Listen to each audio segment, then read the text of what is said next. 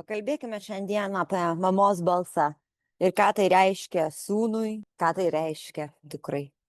Matote, filmas garsas, kokį mes išgirdome, tai nebuvo muzika. Jo, tai nebuvo kažkokie žodžiai.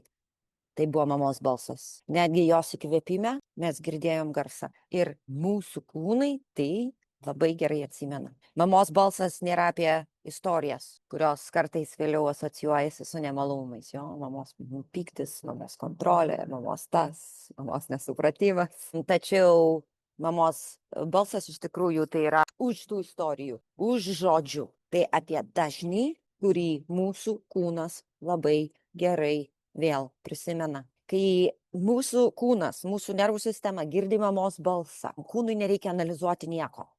Jis automatiškai atsipalaiduoja, netgi kai protas turi nemalonę asociaciją ar kažkokias istorijas, prisiminimus, praeities patirtis, skausmus susijusius su mama. Tačiau pats dažnis mamos balso automatiškai padeda mūsų kūnui atsipalaiduoti, nervų sistemai susireguliuoti. Jo, netgi tada, kai protas ginčijasi, kaip ir sakau. Tai va, tyrimai jau įrodo, kad mamos balsą išgirdus mažėja streso hormonai, lėtėja širdies ritmas, kyla oksitocinas, draugystės ryšio hormonas, jo, gilėja kvėpavimas. Ir tyrimai parodė taip pat, kad vaikų smegenys aktyvuojasi stipriau, kai girdi mamos balsą, nei svetimo žmogaus. Netgi tuo atveju, kaip girdi mamos balsą, arba gauna žinutę, pavyzdžiui, tekstą jo iš mamos. Ar tai atrodo 30% jo stipriau aktyvuojasi ir smegenys, ir reguliacija nervų sistemos.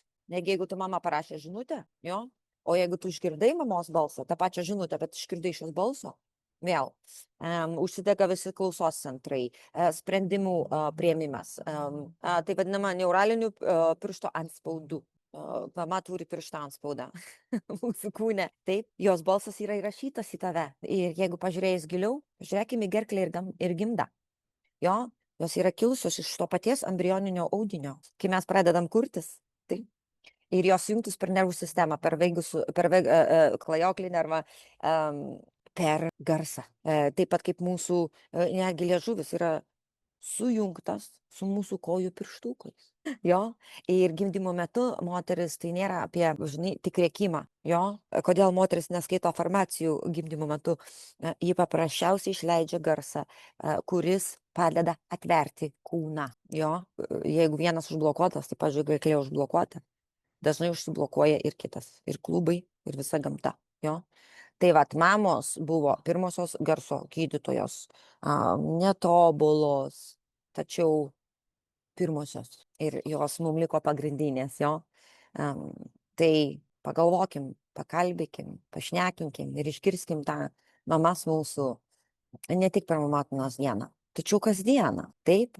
Ar gali ją išgirsti už tų asociacijų, už tų istorijų, už tų skausmų, už to savo trigerio, už to savo pasipriešinimo? Ar gali išgirsti ją ne protu, tačiau kūnu, per širdį, išgirsti, pajusti tą mamos balso dažnį, kuris tau taip šventas, kuris yra tavo namai, nes ten yra tavo pradžia, tavo mitochondrinė linija, tavo visas pagrindas. Ir tai, ko neišgirdai tada, dar gali būti integruota dabar.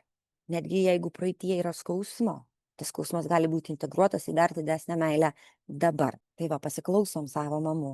Ir tai, kas mamos, žinokit, kad jūsų balsas yra neįkainuojamas. Ačiū už jūsų balsus.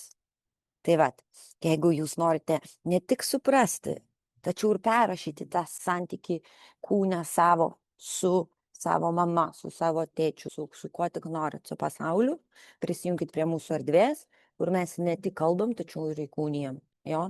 Ir šiaip mūsų jau balsai kaip medicina, kiekvienam mums. O mamos balsas dar stipresnis vaistas.